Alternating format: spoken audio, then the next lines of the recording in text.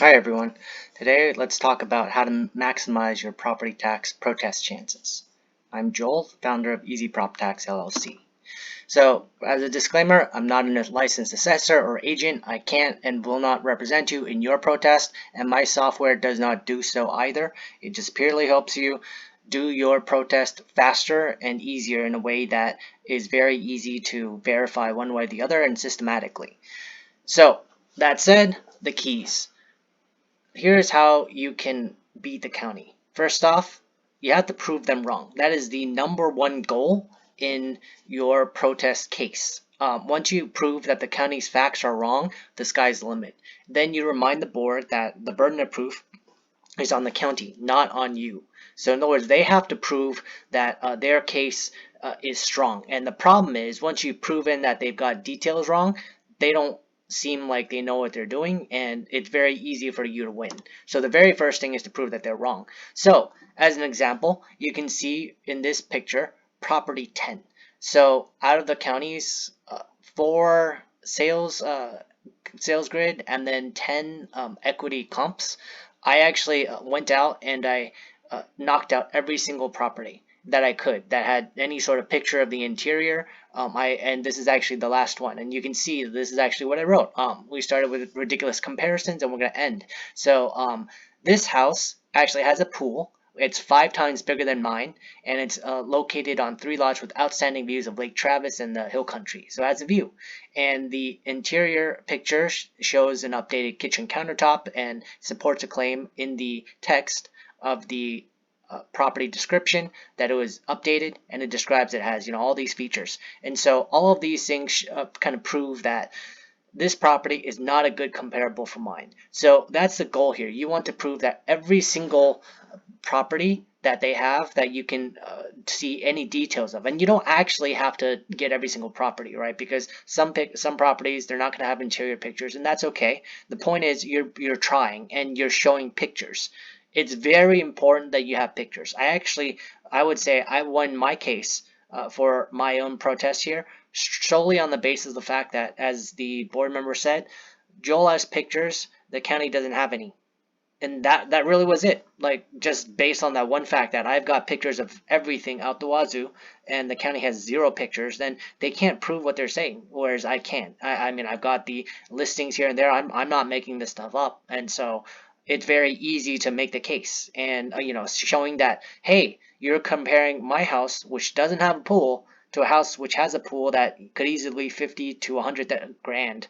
Then hey, you got to adjust that house for that property, or that factor, I should say. And the thing is, the county actually had the pool in its records, and so something I could have pointed out, but I just didn't have the time, because you only get essentially like 4 minutes or so really to make your case initially anyway, is that when you have a pool and that's actually in the county records, the county should be using that information, and the fact that they're not adjusting for that pool is ridiculous, because they shouldn't be putting houses with pools against houses that don't have pools, right? Like, they have essentially an unlimited number of properties that they could be comparing your property to, and they pick a house like this with a pool, which, like, easy to say, hey, that comp, whatever the figure is for that house, it's got to be $100,000 lower because of the pool. And so when they come out and say, "Oh, this house is worth,"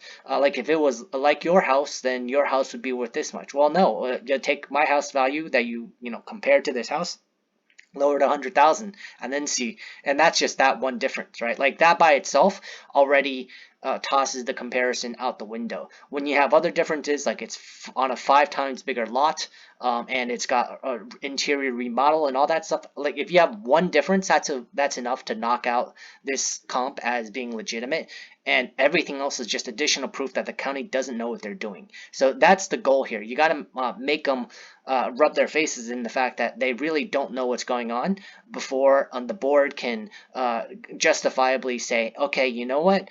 It seems like you know what you're talking about, and the county really doesn't.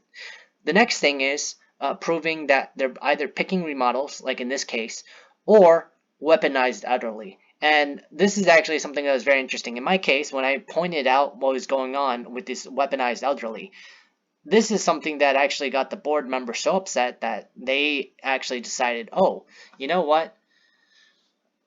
They're gonna, we're gonna say something about it in the hearing. Like they couldn't contain themselves. They said, oh, we don't do that. And they interrupted. They actually broke protocol because you're not supposed to address the other person. Like as in, I'm not supposed to address the assessor directly. The assessor's not supposed to address me directly.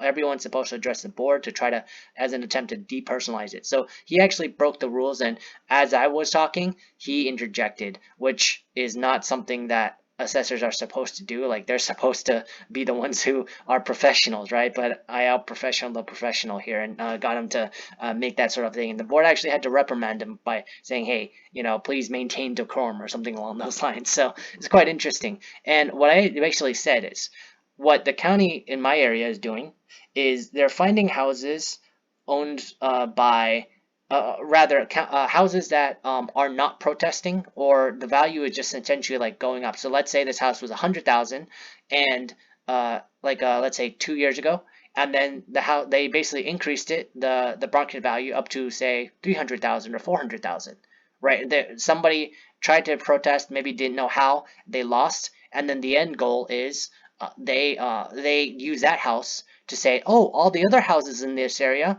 also went up 400,000, because the basically the people who didn't challenge it, well, hey, that must be the fair value. It doesn't work like that. What they're actually doing is they're taking advantage of essentially older people, usually people in their 60 to 90 age ranges, who are owning a place, and they just didn't, or for whatever reason, they weren't able to fight against the county's assessment, and so the assessment got raised on them drastically. Most of the time, they didn't fight because they never needed to before the past few years, right? So it's new to the idea of fighting is new to them, and they don't know how to go about it, and so it's just easier to pay, an extra 1,000 a year, 2,000, 3,000, whatever the case is, and then all of a sudden though it starts adding up, because if you're going from 100,000, your tax was like 2,000, now it's 400,000, and that means you're paying 8,000. That's a pretty sizable difference, right? So that's the sort of stuff that the counties do. Now, when you mention this, you will want to try to depersonalize it by saying, hey, this is what's going on, but I'm not accusing the assessor of doing this. I'm saying the system, the computer system that they're using, is basically doing that. Like it's finding the houses that are not protesting, and then like using their valuation against everybody else in the county, which essentially translates into weaponizing the elderly against everyone else. Now, they don't like that because it makes it seem like what it is, and that's unfortunate for them. So it's the real challenge in the protest is figuring out exactly how you're going to spend your time wisely, because you can go through a bunch of these properties, but if you only got 3 or 4 minutes to make your initial case, then you really don't have all that much time. So what you want to do is you want to make your point that the county doesn't know what they're talking about in your area, that all their comps are wrong, and just kind of show some big examples, and then say that, oh, okay, I have a case, I value things, and I come out with this number. That's really what the bare minimum of what you're going for. So that's the part about building your case. So there's two ways to do that. You can have your own comps, or you can use the county's comps. And I always say use the county's comps if you can, and then adjust them.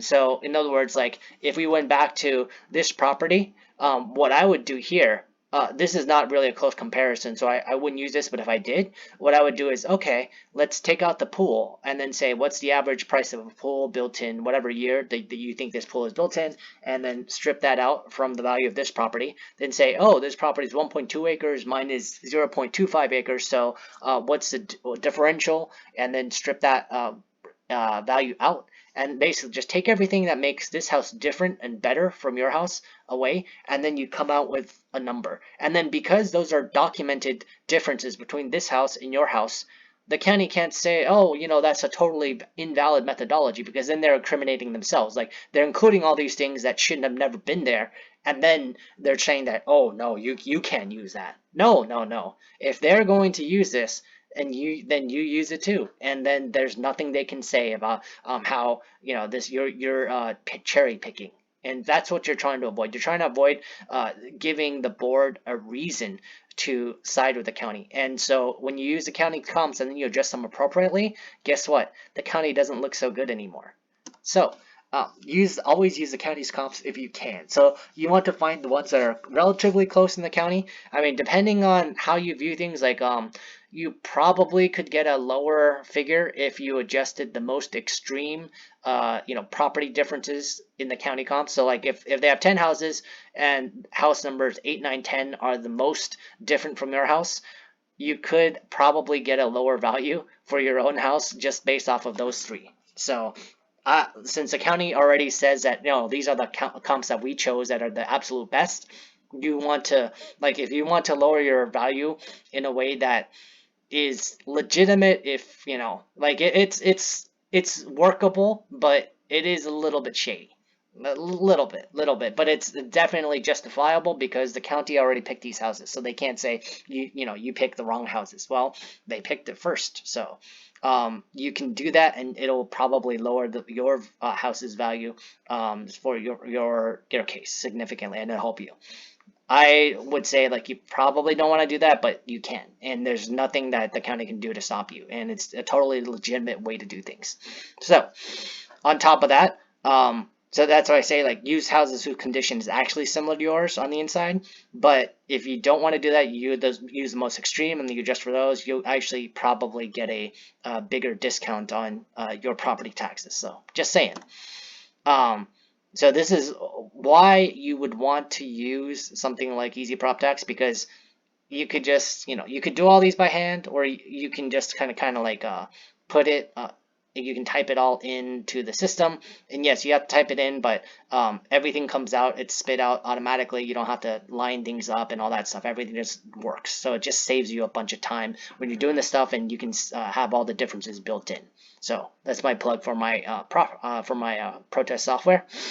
So last step, if you've done the first two steps that we just talked about, as in like you tore down their case and you built your own case, you should have already won. But in the off chance that the board's kind of on the fence, 2-on-1. This is what you need. What you need is to go to a Zillow, Bloomberg, whatever, and then just show that, hey, for my area, the estimate of this third party was that the market went down 5%. So if the county is trying to say, oh, the land in your area went up 50%, and then you say, hey, all these other guys like Zillow, Redfin, Bloomberg, they all say the market went down 5% or an average of 5%. Guess what? Now it's the county versus everybody. It's not just you. It's about it. They're like, if the county is viewed as the professionals because they have all the data in the county, and then Zillow has the national data, then hey, that means that Zillow has more data than the county, and therefore, these guys are on the wrong end of the data war. Like, they have less data, so their stuff is less accurate, which you've already proven. Then guess what? The only thing you left to do is to remind the board that, hey, it doesn't even matter if you believe me, but you got to remember that the county didn't prove its case, and that's clear. So you have no choice but to side with me. So that's really all there is to it. Like, if you do these things, like the county, the only question is the county going to, like, what number the county is going to try to justify? But it's going to be a lot closer to you than not. So that's pretty much all there is to it. It's a very simple process. It's just hard to do in a limited time if you didn't prepare. And this is what we do. This is how we help you prepare, right? So okay, have a good one, and let me know if you have questions or comments below.